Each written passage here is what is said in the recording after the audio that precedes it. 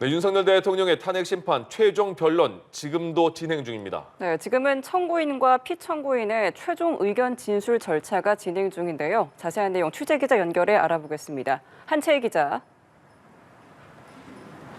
네, 4시간에 걸친 국회 측 대리인단과 윤석열 대통령 측 대리인단의 종합변론이 오후 8시가 넘어서야 끝나고 지금은 당사자 최종 의견이 한창입니다.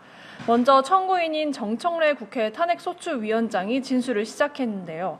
정 위원장은 윤 대통령이 파면돼야 하는 이유와 법정에서 사실과 다르게 주장한 부분, 그리고 대한민국이 비상계엄 사태를 어떻게 극복하고 나아가야 할지를 진술하고 있습니다.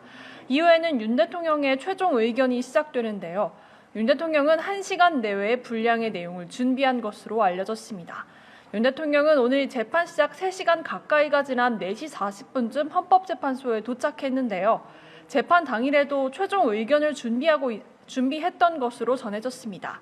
원고는 윤 대통령이 접견온 대리인들에게 말로 전하거나 메모를 전달하면 외부에 있는 대리인단에서 작성한 것으로 파악됐습니다. 탄핵 기각이나 인용 등 재판 상황과 관련된 내용뿐 아니라 국민을 향한 사과나 대국민 통합 메시지, 지지자를 향한 메시지가 담길지 주목됩니다. 네, 오늘 재판 진행 상황도 알려주시죠.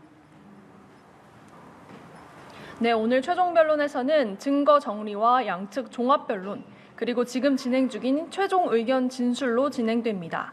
양측 대리인단은 각각 2시간 동안 릴레이 방식으로 나와서 종합 변론을 진행했습니다.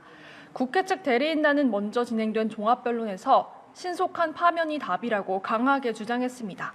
장순욱, 김희수, 송도한 변호사 등 9명의 대리인이 나와서 비상계엄 선포는 헌법 파괴 행위며 윤 대통령이 사령관들의 여러 증언에도 불구하고 탄핵 심판에서 거짓말을 하고 있다고 지적했습니다.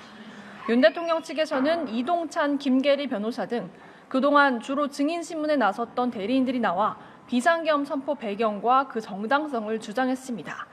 윤 대통령 측은 최소한의 단기간 계엄이었으며 대국민 호소용이었다고 주장했는데 이 과정에서 비상계엄 담화문을 보고 나도 계몽됐다고 말하기도 했습니다. 오늘 변론이 종결되면 재판부는 평일을 거쳐서 선고 기일을 추후 지정할 전망입니다. 3월 중순쯤에 결과가 판가름 날 거란 전망이 우세한데요.